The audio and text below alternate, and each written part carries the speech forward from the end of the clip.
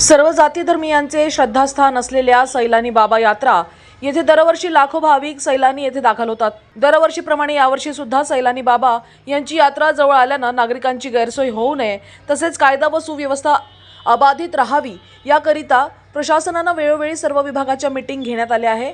त्या अनुषंगाने काल दिनांक 18 फेब्रुवारी 2026 रोजी पोलीस अधीक्षक बुलढाणा निलेश तांबे यांच्या मार्गदर्शनाखाली अपर पोलीस अधीक्षक बुलढाणा अमोल गायकवाड, रायपूर ठाणेदार निलेश सोळंके, तत्कालीन ठाणेदार दुर्गेश राजपूत यांनी सैलानी बाबा यात्रा संदर्भाने पिंपळगाव सराई येथे संदल घर तसेच संदल मिरवणुकीच्या मार्गाची पाहणी करून ग्रामपंचायत यांना मिरवणुकीच्या मार्गात असलेल्या अडचणी दूर करण्याबाबत सूचना दिल्या।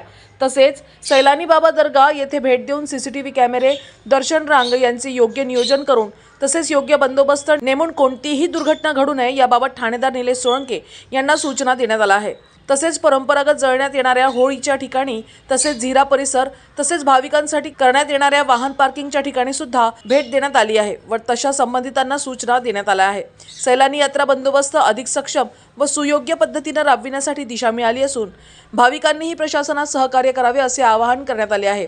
त्यावेळी तेथे पिंपळगाव सराई येथील सरपंच पती केशव तरमले, पोलीस पाटील रामेश्वर गवते, सैलानी येथील शाफिक मुजावर, रशीद मुजावर, पोलीस अंमलदार राहुल जाधव, कळमकर, अख्तर शेख, काझी असे हजर होते।